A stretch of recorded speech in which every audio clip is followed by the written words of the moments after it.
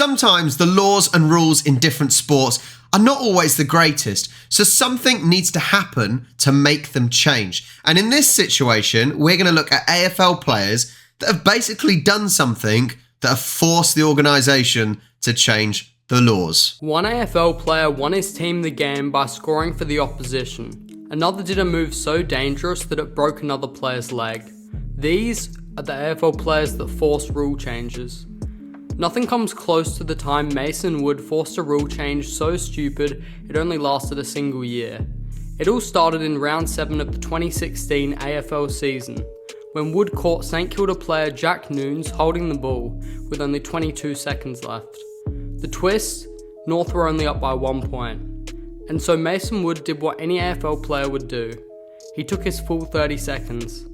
Eventually the siren sounded and the Roos got their 7th win in a row, boosting them to the top of the ladder. His so-called unsportsmanlike act didn't even impact the game, as he ended up slotting the goal. This would be a situation that I think most sportsmen and women would do. You know there's only a small amount of time on the clock. And the chance of, look, even if he didn't do that, the chances of the opposition going up the other end and scoring in less than 20 seconds, because by the time he's taken it, by the time they restart, etc., there's next to no chance of anything different happening. And yes, it's gamesmanship, because gamesmanship is you're playing within the laws. There's nothing technically wrong with it. Some people may think, oh, well, it's not very good sportsmanship, but being a good sport doesn't actually win you games most of the time. The good guy sometimes does finish last, and you need to push the boundaries, but it's within the laws. There's nothing wrong with what he did. You have a certain amount of time to take a kick, and that's the end of it.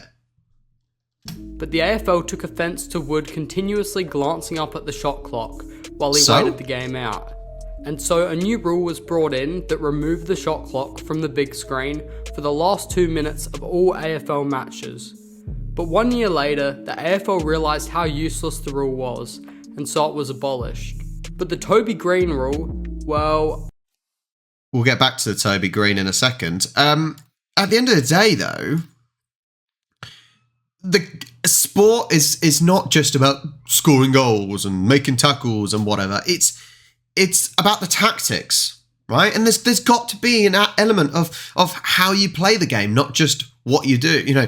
You've got to be able to think with your head. And that's basic thinking. If you've only got, say, 20, 30 seconds left of the game and you're only up by 1 point, maybe you kill time. Don't let the other team have the ball. And this is one way you can stop the other team having the ball. I wouldn't say anything wrong with it. And for them to then take away the clock, actually, that's fine. It technically doesn't... Well, no, it does technically make a difference because it means that you can't see how long's left. And in a lot of sports, you can't necessarily see how long's left. For example, in football, when you're at the stadium, normally the clocks only go up to 90 minutes. So anything extra over that is you don't actually see, because that's normally down to the referee's prerogative, how long time's added on. So you don't actually see that, I suppose. So, but the fact that they did it just because of that player seems a bit much. Anyway, on to Toby Green. Toby Green rule, well, I don't think it will ever be removed. Round 21, 2017 saw Toby Green deliver a brutal kick to Luke Dowhouse's face while catching a handball from Nick Haynes. It looks so bad that some people might call it attempted murder. For most normal humans, this would be their last time doing such a dangerous act, but Toby Green is anything but normal. The man pushed an umpire for goodness sake. I know Toby Green has done mostly well, apart from the pushing the umpire at the start of the season, and actually he's I say that was still this season, so he's still a knobhead, but still, that sort of act, it just highlights my thoughts of red cards, because that is a disgusting act. Your boots are dangerous bits of equipment with studs in, right? Because it's there to be able to grip into the ground, changing directions and things. But when you're basically using that to harm another player, it's wrong, it's disgusting, and it's violent conduct. Simple. Green would pick up where he left off in the Giants' 2018 elimination final versus Sydney, scaring off defenders with his karate skills and taking easy marks. As a result, the AFL brought in the Toby Green rule for the upcoming 2019 season, bringing in pricier fines and longer suspensions for the use of studs in a marking contest.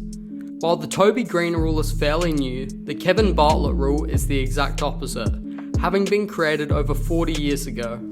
Right, I'm going to highlight this quickly.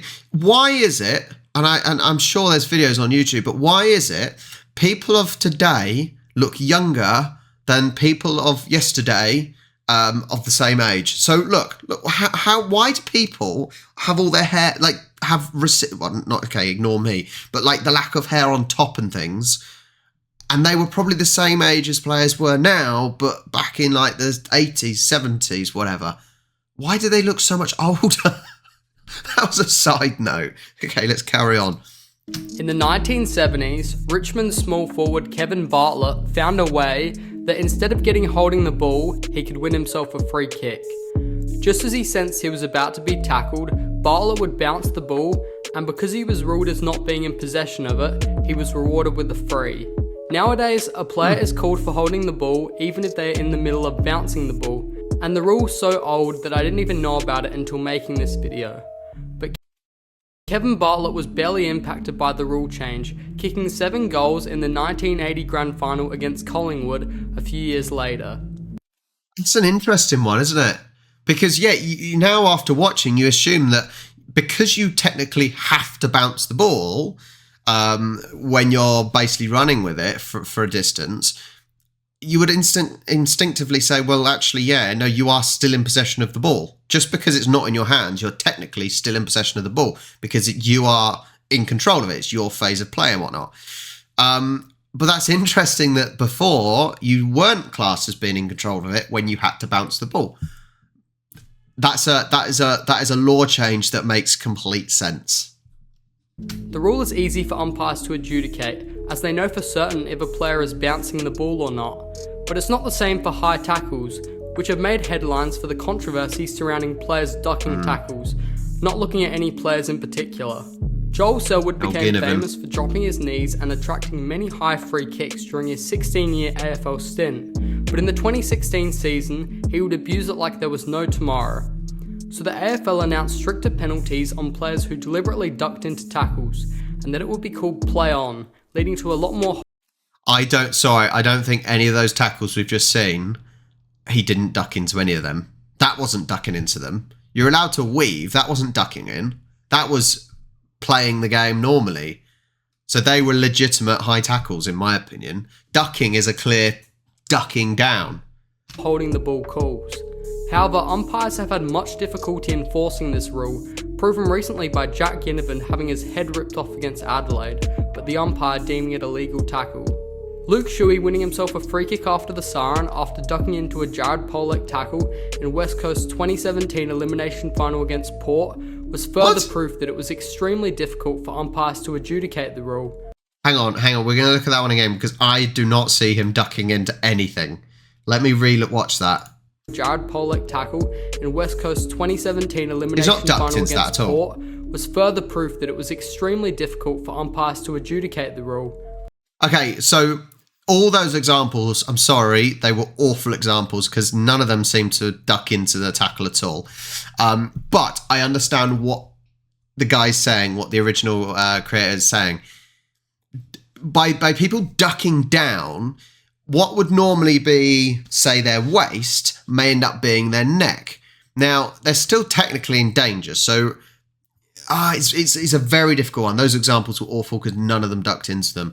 But I can certainly understand, if a player intentionally ducks down, then it's their fault. It's a difficult one. It's so very much the same in football.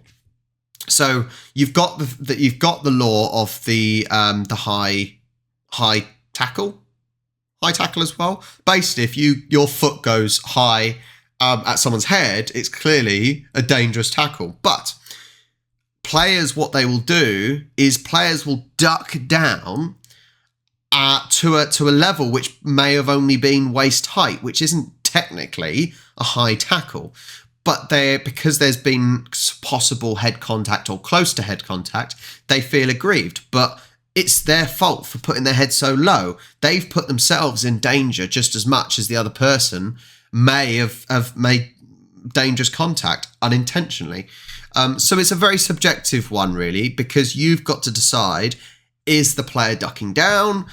Did they slip? What was the contact like? And it doesn't seem... In rugby, it's very good because they always start with a red card, for example, when there's sort of a high tackle. They start with a red card and they try and lower it with mitigation, which is brilliant. Whereas there doesn't seem any of that. Now, there's no real punishment other than possible suspensions, but there's no punishment during the game, which I think is wrong. But the referees, it's normally, it's either a free or it's not. It's difficult because what something is possibly subjective, you get moaned at for it being subjective, and it's really tricky. Must be so tricky for them. Luke Shuey's Duck only won his side in elimination final, but what about Everton won them the grand final? In the highly anticipated 2008 Hawthorn vs Geelong grand final, the Hawks would do the unthinkable, deliberately rushing behinds for Geelong. 11 behinds in total, which they used to help set up out of defence. This would massively influence the game, with it leading the Hawks to a massive upset win over the Cats. For the start of the 2009 season, new rules only allowed a defender to rush a behind if they were under legitimate pressure, and if not, a free kick would be rewarded to the opposing team. The league did this with the hope to encourage open play and create more exciting, goal-saving moments on the last line of defence. And so far it has worked with great success. But I can't say the same about this next rule. I think that one makes sense. It can be abused, can't it? It's not like in other sports. This one can be abused. I wouldn't see it happening that often, though. It would really have to be for real tactical reasons, but I don't think it would happen that often, would it? Maybe it would have. I'm not sure. Imagine it's round 4 2012. An undefeated Sydney Swans face a 6th place North Melbourne team at home. The headline out of this match, Gary Rohan has broken his leg. How exactly?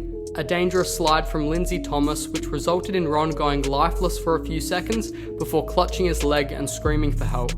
This isn't even the only rule change Lindsay Thomas forced, as his shrugging of high tackles in 2013 led to harsher judgment for high free kicks. What current rule do you think needs to be changed due to a player abusing it? Let me know with a comment down below, and have a delightful day. Red cards for violent conduct. Simple. You're welcome to discuss that. I've been talking about it for the last 2.5 years. Yeah, it's interesting. Some make sense, some don't make sense, but most of them do. I think in sport, you've got to be thinking about people's safety. That has to be the number one priority, especially with the way head injuries and now you're seeing the damage in players, especially as they retire and they get older in their life. You've got to protect players. That I think they are always the rule is laws technically. They are always the law changes that need to happen, the ones that protect people, because sport should be there to, one, make you fit, one, to be fun, to be competitive, and you should not be there to have serious injuries that don't necessarily need to be caused. And there needs to be deterrence. I've said this in previous videos, obviously, about red cards or sin bins or whatever. And I say about violent conduct. If someone punches someone, that should be the end of their game, because that's violent assault, right? If you're not on the pitch, you're straight down to the police station, right? And so you have a red card as a deterrent. You don't want to use it, but it's a deterrent. And now then people know that if you do something like that, you're letting yourself down and you're letting your team down. I know some Aussies have said, "Oh yeah, but it's unfair for their team." Yeah, but that's the point. That's the point. It's unfair for their team because your player has just let your team down, and therefore it's a deterrent. You're trying to stop people doing it, and it keeps happening, and before anyone goes, "Oh, well, yeah, but Swans players do it," yeah, and they should be punished as well. It's just because I'm a Swans fan, it doesn't mean that I don't think Swans players should be punished. shouldn't be punished if they do it. No, every player should be punished for these things. But there we go. There are some law changes that changed due to certain players' actions. I hope you enjoyed. My input into it. Thank you so much. Make sure you like, subscribe, go check out the original video creator as well. And we will be in Australia very soon. I'll catch you next time.